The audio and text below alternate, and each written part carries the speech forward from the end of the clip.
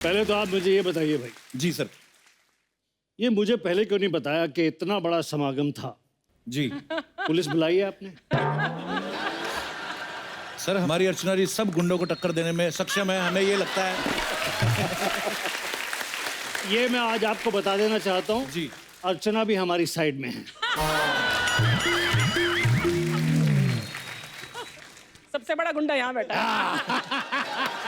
पर वैसे एक चीज है, वैसे मेरे मन में बात आ रही थी सर, आप तीनों से ही मैं जानना चाहूंगा जी। कोई भी आदमी मुंबई आता है जब, खास तौर पे इस इंडस्ट्री में कुछ भी करने के लिए, और ऊपर से अगर वो खूबसूरत हो, लंबा चौड़ा हो आपके जैसा, और सबसे पहले आदमी जब भी कोई फोटो खिंचवाता है, किसी डायरेक्टर को भेजता है या प्रोडक्शन हाउस को, तो हीरो की तरह खिंचवाएगा, यूं करके या यूं करके, कोई ऐसे नहीं खिंचवाएगा।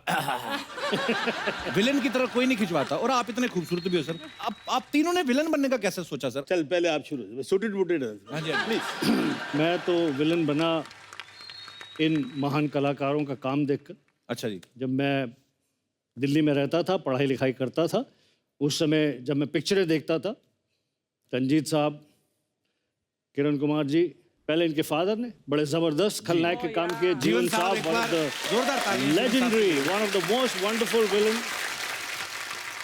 डैनी जी, प्राण साहब, Amjad Khan, all these wonderful actors who were playing the role of villain. जी। एंड इतना बढ़िया और इतना इफेक्टिव, क्योंकि जैसे आपने शुरू में बड़ी अच्छी बात कही कि अगर हीरो की अच्छाई को, उसकी हीरोइज्म को अच्छी तरह से हाईलाइट करना है तो खलनायक जबरदस्त होना चाहिए। Only then it will rise, it look good, it will inspire people. जी।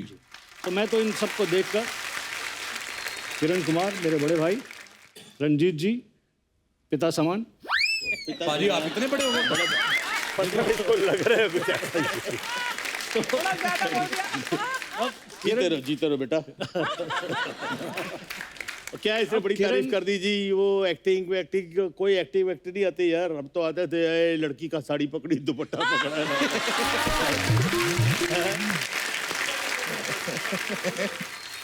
मेरे में तो एक जिंदगी की एक वो कसर रह गई, जिसे तमन्ना बोलते हैं ना। जी। बड़ी सारी हीरोइंस मिली, सब ये जो कुछ भी मैं करता था आप सबको मालूम ही है। लेकिन मुझसे अर्चना पूरन सिंह बच गई कि वो मेरी साइड में होती। I used to adore her, you know. You used to adore her. Yeah. I still do. वो ठीक है, अब मेरी उम्र हो गई ना, पिताजी बोला ना तो मैं उनको माता जी तो नहीं बना सकता ना।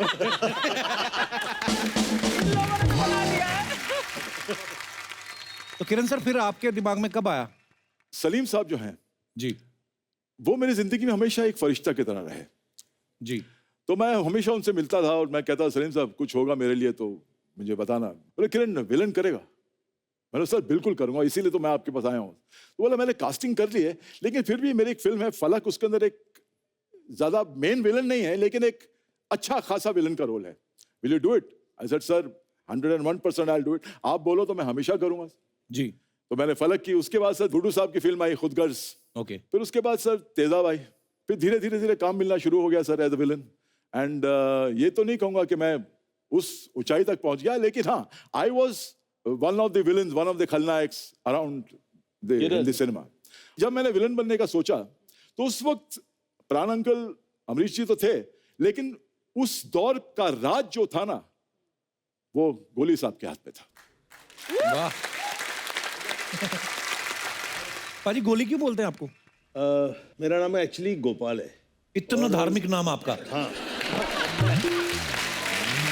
वाकई में धार्मिक। मुझे बटन का टेस्ट मालूम नहीं है। I'm a staunch vegetarian। तो अभी ये थोड़ी है कि विलन बनना है तो खाना पीना भी शुरू करेगा। I don't smoke, तो that's part of the job। क्या बात है यार। तो मेरा नाम गोपाल था, मैं दिल्ली में था, तो I was a footballer। तो I was the youngest player who played the Durand Cup, you know, in those days। तो मैं गोलकीपर था उन दिनों में। अच्छा जी। तो गोली वहां से गोपाल से गोली हो गई। And when I came to Bombay, तो दत्त साहब ने एक दिन बोला, यार ये 2-3 गोपाल है इंडस्ट्री में, वी गोपाल, एक गोपाल सहगल, तुम अपना नाम चेंज कर लो, भाई आप ही रख दो। तो ये आस्क कौन से लेटर से? मैं दत्त साहब आर से रख दो। We were driving desert, you know. अच्छा। तो पहले ही उन्होंने नाम बोला रंजीत। ठीक है ना बच्चे, यू नो, दत्त साहब इज ऑलवेज पेप्ड अप। अब दत्त साहब ने नाम रखा है तो उनकी ब्लेसिंग से नाम के ऊपर थोड़ा सा हाथ रहा तो काम मिलता रहा इधर। क्या बात है। अच्छा सर, मैंने जैसे रंजीत साहब और किरण सर भी विलन के इतने सारे रोल किए हैं, लेकिन जब आप करते थे आप गेटअप अपना अलग ही ले लेते थे, आपको कोई बोलता था, आप अपने मन से करते थे? मैं जिस समय फिल्मों में आया तो फिल्म के खलनायक की एक परिभाषा थी कि ज़बरदस्त पर्सनालिटी, जी। हाइट, तो मामला बड़ा डिफिकल्ट था कि मैं उस मोल्ड में कहीं फिट नहीं हो रहा था। प्रोफेसर रोशन तनेजा साहब मेरे प्रोफेसर एक्टिंग के, तो उन्होंने मुझे एक प्रोड्यूसर के यहाँ रेकमेंड करने के लिए भेजा। तो मैं गया, उनके घर के दरवाजे की घंटी बजाई तो उनकी वाइफ ने दरवाज़ा खोला तो मैं एकदम से पहले ही झुका हुआ था और झुक गया। मैंने कहा जी मुझे तनेजा साहब ने भेजा और मैं वो उसमें ना एक पिक्चर के अंदर विलन का रोल है उसके, तो है नहीं वो घर पे, आप कल आना। उन्होंने भेज दिया मुझे, सिंपल सी बात। बट जो प्रोफेसर साहब को मैसेज आया कि the boy is very unconfident, कोई ऐसी विलन वाली बात ही नहीं है उसके अंदर, कोई खलनायक ही नहीं है कहीं पे। उन्होंने मुझे बहुत डांटा कि that you are a disaster, you went there. अच्छा सर, मैं जब रोल मिलेगा तब खलनायकी करूंगा ना। उनके घर जाके थोड़ी ना दुपट्टा खींच दोगे आप? चबिया अच्छा मैंने कहा एक बार कैमरा ऑन कीजिए फिर दिखाता हूं कौन खलनायक है।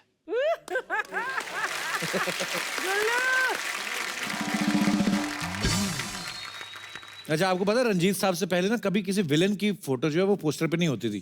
रंजीत साहब आपसे शुरुआत हुई हो, क्या बात है एक्चुअली। पर जब आपने पहली बार अपना पोस्टर देखा था तो आपको क्या कैसा लगा था रंजीत साहब? कपिल, फ्रैंकली स्पीकिंग, मैं कभी अपनी लाइफ में एक्साइट नहीं हुआ, यू नो। अच्छा, I have done more than 500 films. वाह।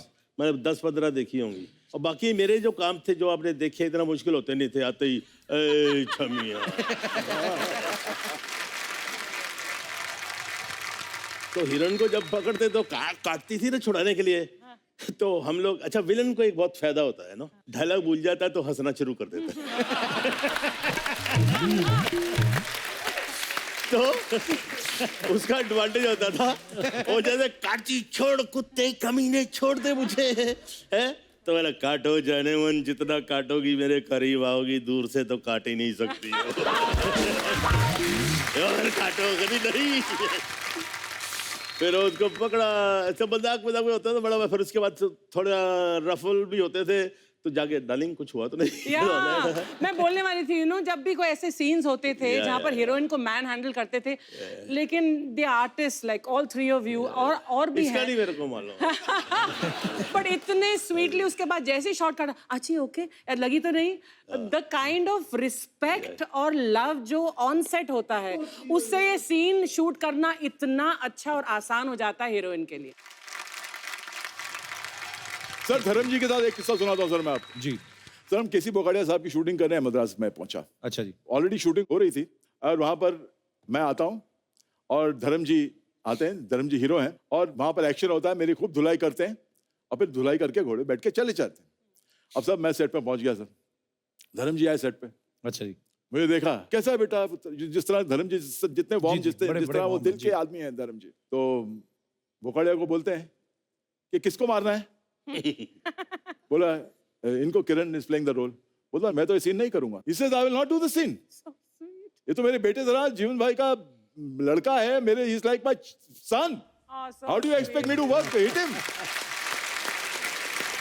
सर सुबह ये 10 बजे का वाकया था, तो करीबन 12 बजे बोकाडिया साहब का आदमी आया, बोले कि ये सीन तो जरूरी है, तो एक काम करते हैं आपको अगली फिल्म में लेते हैं, ये सीन हम किसी और से करवा लेते हैं। अच्छा। We'll take you for in the other picture. They were willing because धर्म जी आपको मार नहीं रहे हैं, हीरो विलन को नहीं मारेगा तो क्या होगा? And I didn't know how to react. अब मैं रोऊं, धर्म जी के प्यार को मैं सराहूं, उनसे ये कहूं कि आपके प्यार से मुझे कितनी तकलीफ होने वाली है सर। तो खैर मैं गया उनके पास, बोले पुत्र क्या हुआ? मैं शाम की फ्लाइट से जा रहा हूँ सर। क्यों? क्योंकि आप मुझे मार नहीं रहे हो सीन में, तो प्रोड्यूसर मुझे चेंज कर रहा है। बोला अच्छा ये बात है, अच्छा चल बस खाली दो ब्लो मारूंगा बोकाडिया इसको बस। और तू एक काम करना, 2 ब्लो ना तू बेहोश हो जाना। तो उन्होंने किया। तो मैं कह रहा हूं कि हमने ऐसे लोगों के साथ हमें काम करने का सौभाग्य प्राप्त हुआ है।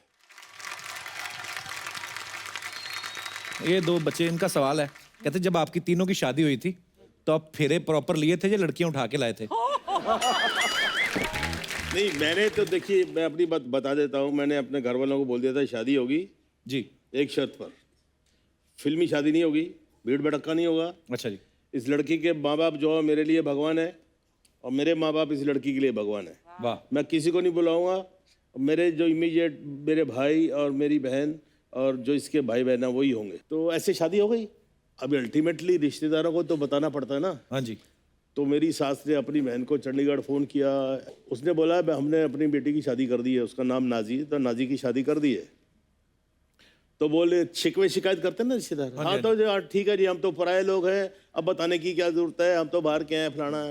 नहीं नहीं नहीं, अच्छा ठीक है, शादी कर दी तो किसके साथ की है? बोले रंजीत के साथ की है।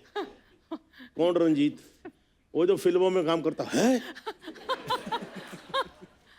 तो अपनी लड़की से दुखी थी तो उसका गला घोट देती, उसको जहर दे देती, तेरे घर के पीछे समुंदर है वहां फेंक देती, तेरे को यही मिला था। तो बोले नहीं नहीं अच्छा है, बड़ा है, फलाना है, ये बकवास बंद करो, अपनी बेटी को घर बुलाओ, शराब पी के रोज हंटर से मारता होगा। I swear upon God. तो सास बोली नहीं नहीं, मेरे ख्याल रंजीत को बुलाना पड़ेगा, आई नो माई डॉटर, उसको मारती होगी।